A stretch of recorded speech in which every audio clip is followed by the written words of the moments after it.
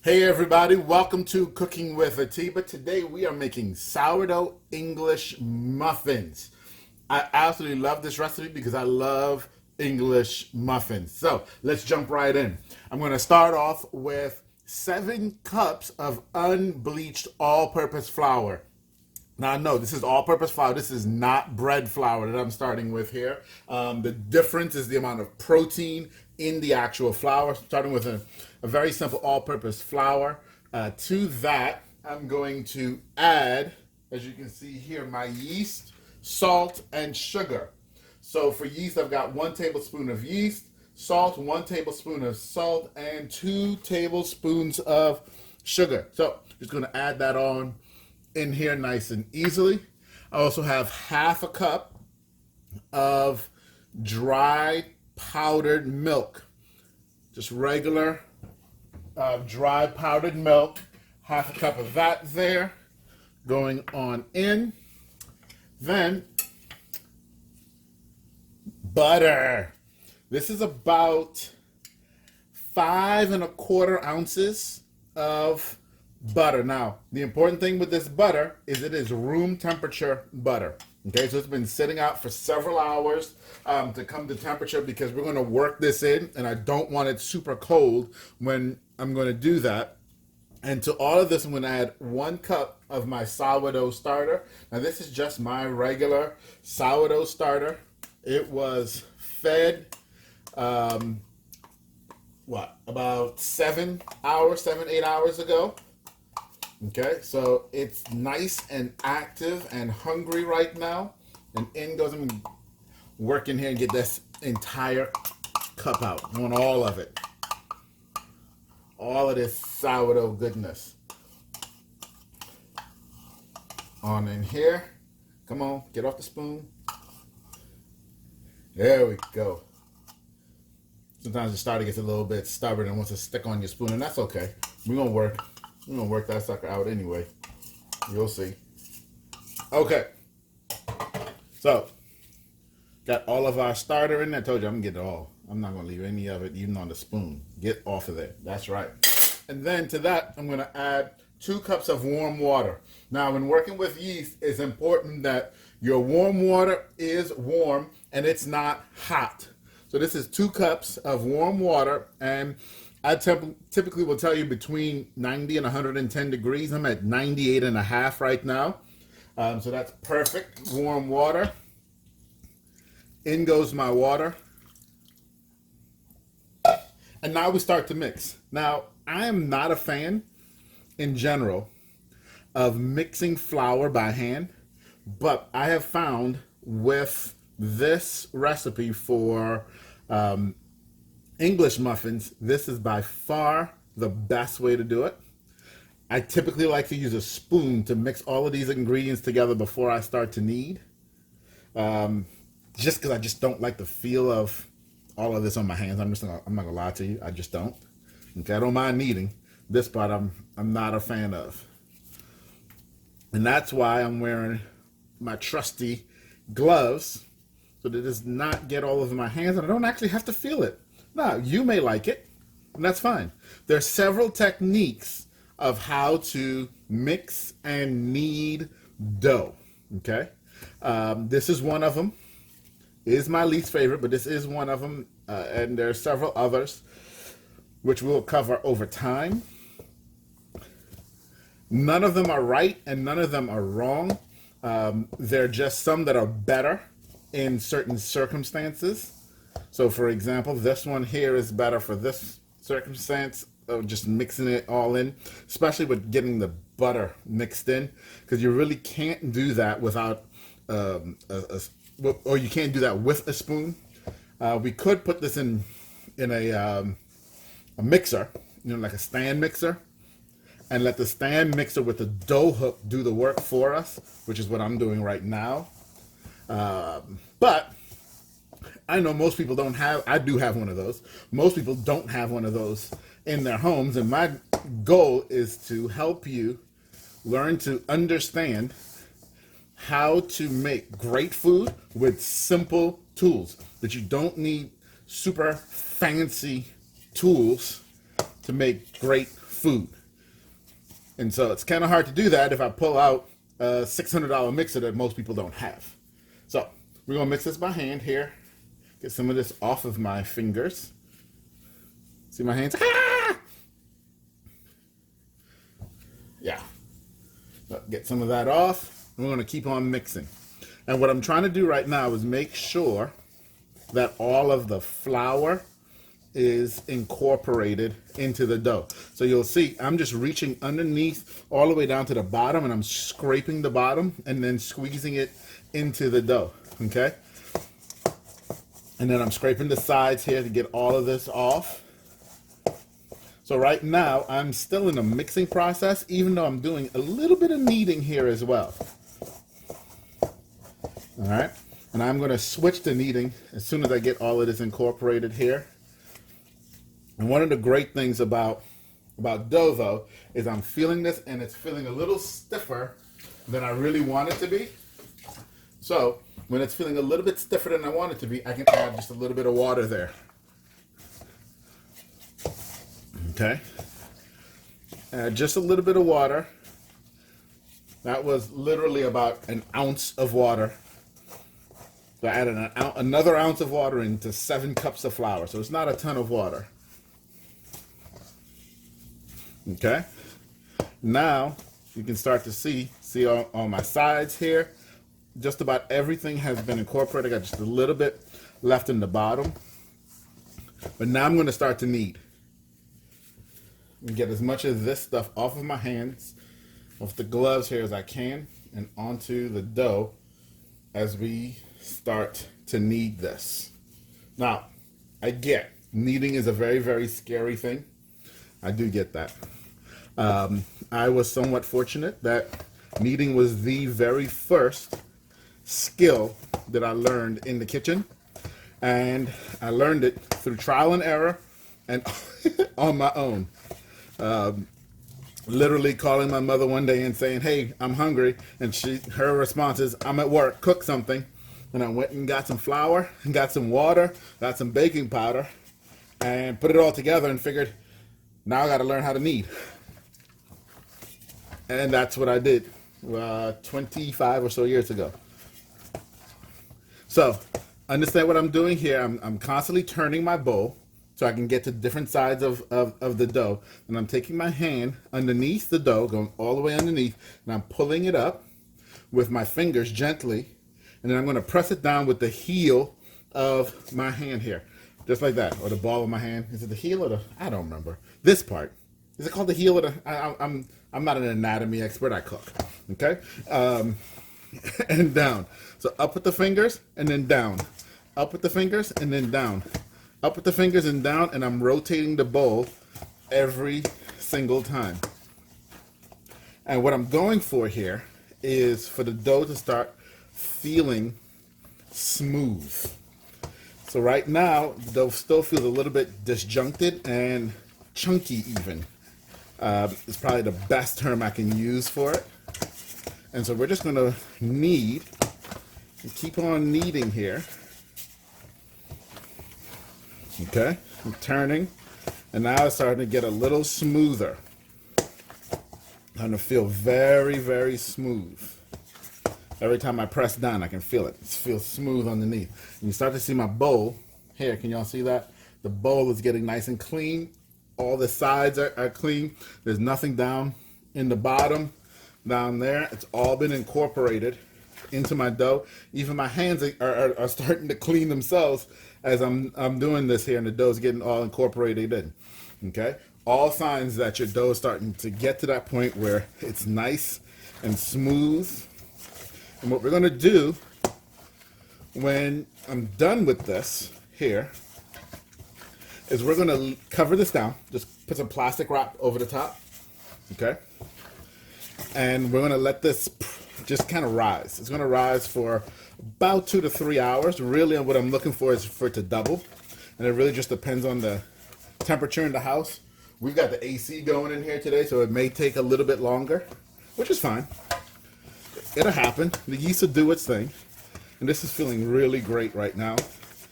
Really, really great, guys. This is the process for making English muffins. Okay? Couple more kneads here. We're feeling great. Pick this up. Calm down, Bo. Look at that. Nice and pretty. We're going to leave it in the bowl right here. Okay?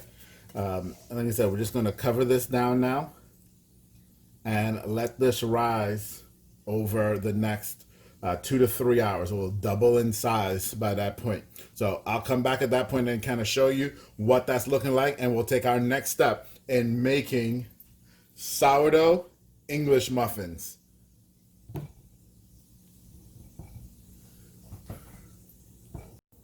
All right, welcome back, everybody. It's been about 2 hours, just over 2 hours, and look at this. I'd say it's about double in size. What you think? Oh, absolutely. All right, so here's what we're going to do for our next step. This goes really nice and quickly. We're going to take our cutting board and we're going to flour our surface here. Okay, not too heavily, not too lightly, but we don't want anything to really kind of stick. There, that's kind of nice. Get a little flour on our hands as well. I'm going to uncover my dough here, and I'm just going to take this and turn it over right here. Okay, now that I've turned it over right there, I'm going to punch it down, just to beat it down just for a little bit. Then I'm going to take a knife, and I'm actually going to divide this in half. Now, why am I dividing this in half, you ask? I'm going to put the rest back in the bowl here. Why am I dividing this in half? Well, because it's too big for my cutting board. Let me just be honest. If you had a huge counter and lots of space, you don't have to divide it in half. But if I try to roll this out, which is what I'm about to do, to the thickness that I need, it'll be way too big for my cutting board, and then I'd end up with other problems. So this is what we're going to do. And now we just roll this out. Now I'm going to keep my hand on one end of it here, just so that it doesn't slide too much. Okay. Away from me. I'm going to turn it a bit. Now, some people will tell you want to roll this into a nice, perfect square. I don't care. It doesn't matter that much, the shape of this. What matters is the thickness. Okay. And what you're looking for is anything from a quarter to about a half an inch thick. So I am just about a quarter inch thick right here. And then you get a biscuit cutter, any kind of circle cutter. This is my mason jar that I used for my sourdough starter. Yeah, this is one of them. Obviously clean. And so I'm going to just use this. And we're going to just press down. Okay. And this is it. Now, this hole here is only about 2 inches. So this is going to make some pretty small English muffins for me. With this next half, I'm going to make some bigger ones.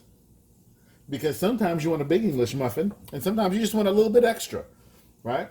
And you don't want to eat the whole thing, or a whole lot. Especially for my kids. Because they always feel like there's never enough quantity. So this way I get to give them more quantity. They feel like they ate more, but they really didn't. And you know, tricks of being a parent, right? All right, so we take this now. I've got a baking sheet that I have put a piece of foil down. And, oh, you know what? Almost forgot. Haha, almost forgot. So there's foil down on here. I have sprayed it a bit with just a little grease.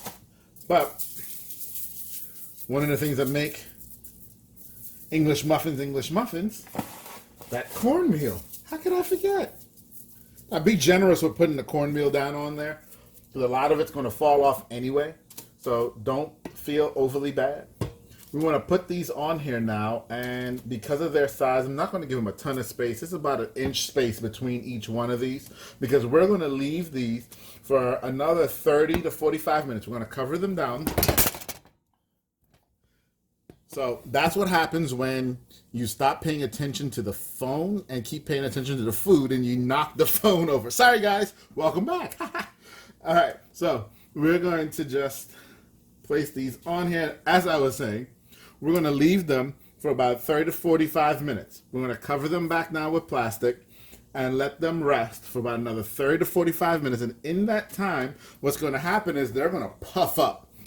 Okay, they're going to continue to rise. The rest of this dough here now, I'm just going to take together and give it a little knead. This is the same process that I was doing in the bowl. I'm picking up with my fingers and pressing down with this part of my hand. I still haven't learned, this is the heel, the ball, whatever it is. And this hand here is acting like the bowl to just kind of guide and also turn the dough. That's it.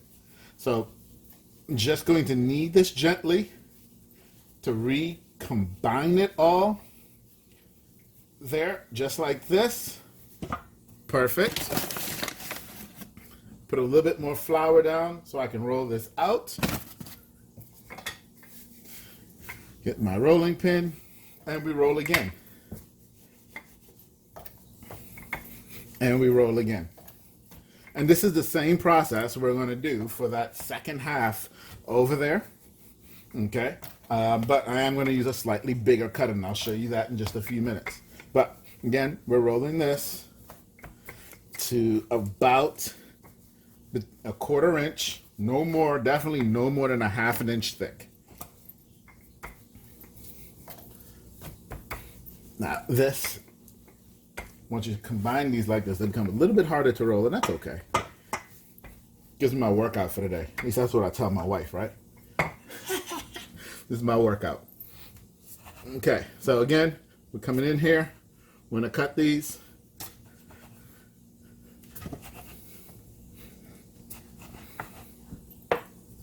And transfer all of these to my baking sheet.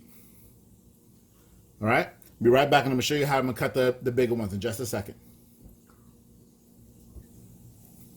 Okay, so this leftover here, we're just going to kind of smush it up and put it off to the side, because we'll have some leftover from the next half that we're going to be working with as well. And we'll just combine all of that leftover together when we're done. So this is the second half here. And just like we did the first time, we're just going to roll this out. Hold the edge, make sure it doesn't just go sliding. I'm done with this now. Get rid of that bowl, give me some more space here. Okay, this is looking good. So these are a little bit thicker than the smaller ones that I did. And now I'm going to use this cup.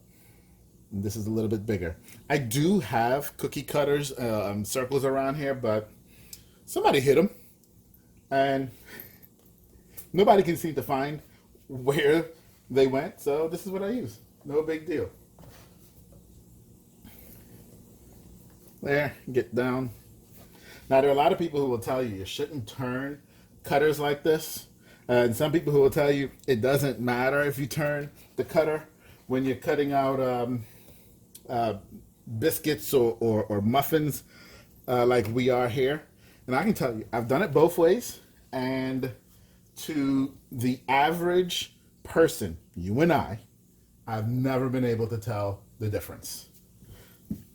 I'm sure there is some imperceptible difference, or that it makes, you know, if you're doing professional cooking and all that type of stuff. But for what you and I are doing at home, press it down. If you need to give it a little turn, it's okay. All right. So these are much bigger than these. Y'all see that? Look at that. But likewise, I am going to get my baking sheet,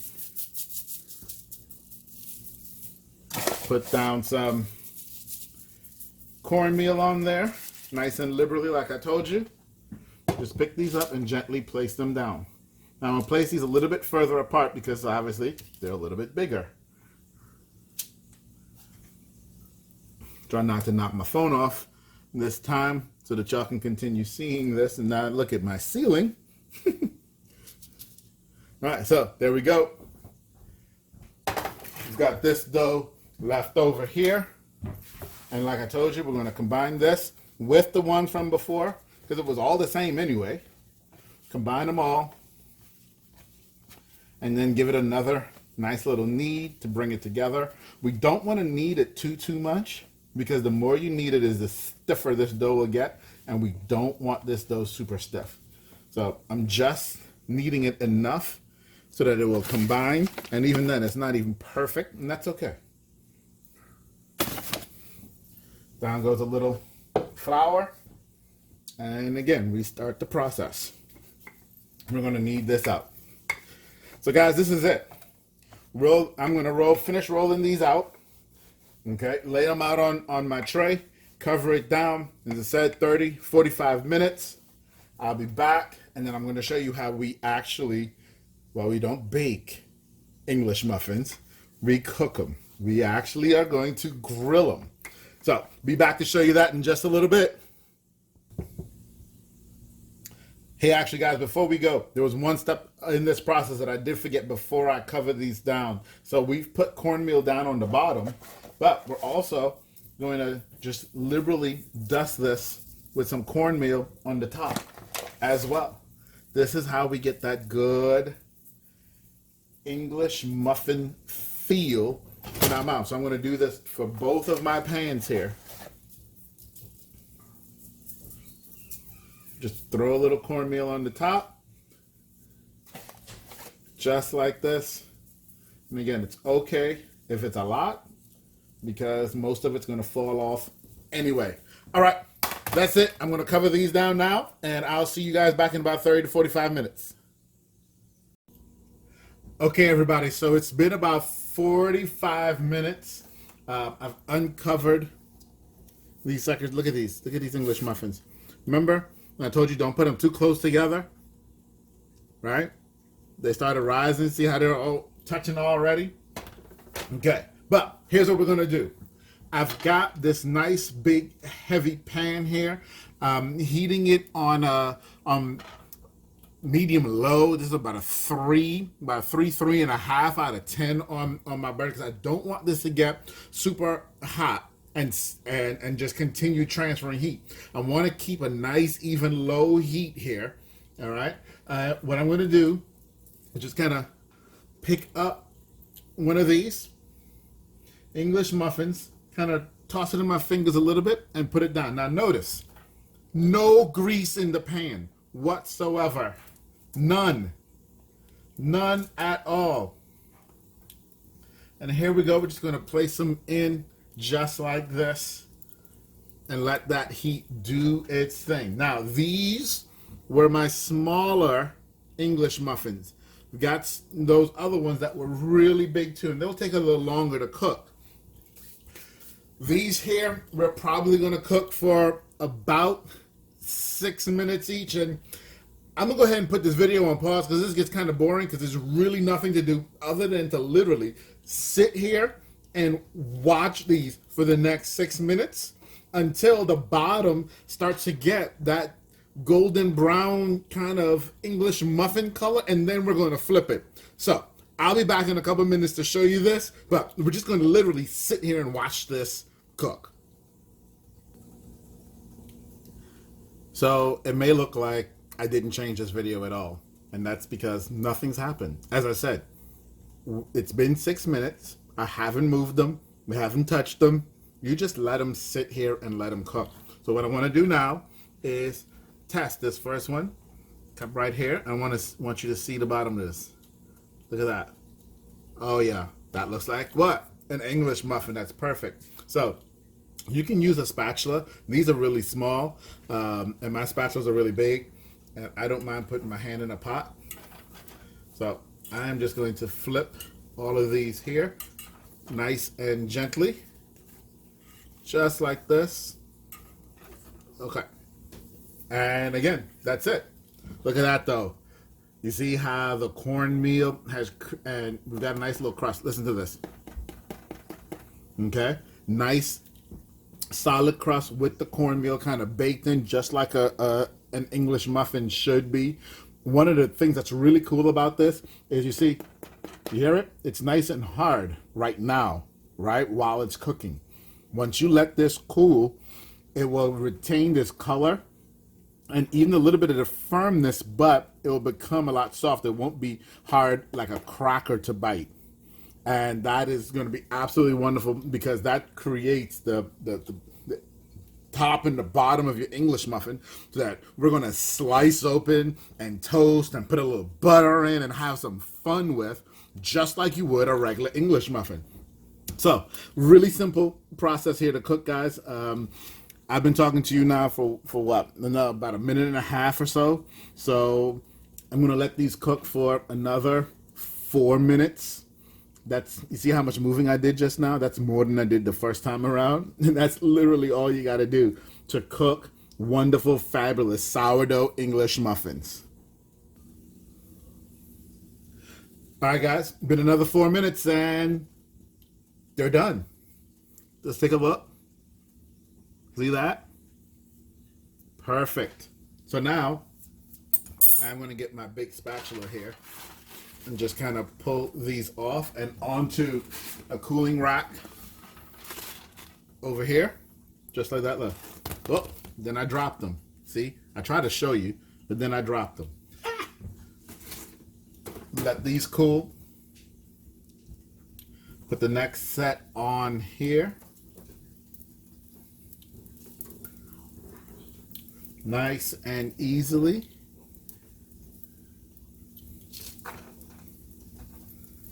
Right on in. And this recipe, so remember I made these were smaller that are about a 2-inch cutter was what I used, and then I made these. Can y'all see these? Look at these big old things. These are the 3-inchers that have really puffed up nice and big. Made those too. So the combination of the two of them, I got a total, get this, I got a total of 33 English muffins from this recipe. Now, we got a big family. It's 5 of us. These 33 muffins will be gone by breakfast tomorrow morning. You may not need that many. You can freeze these. You can put them in Ziploc bags, leave them on the counter for 4 to 5 days, or stick them in the freezer. Or better yet, if you remember when we were rolling the dough out and we cut it in half, you can take half that you cut, wrap it up really well in plastic, put it in a Ziploc freezer bag, and stick that sucker in the freezer. You don't even have to cook it all right now. Okay? That works just as well too, and if you don't need 33 English muffins hanging around. But here we go. I've got this one here, and I'm just going to go ahead and open that up for you. Look at that. We've got an English muffin. Get this a taste. See? It's already starting to get a little soft. Yes. Absolutely wonderful, guys. So, sourdough English muffins. Got that great sourdough taste. Super easy. Super easy, as you saw, to make. I hope you try it. Let me know. The recipe will be on cookingwithatiba.com. Okay? I'm also Cooking with Atiba on Instagram. If you do it, take some pictures, tag me. Love to see what you do.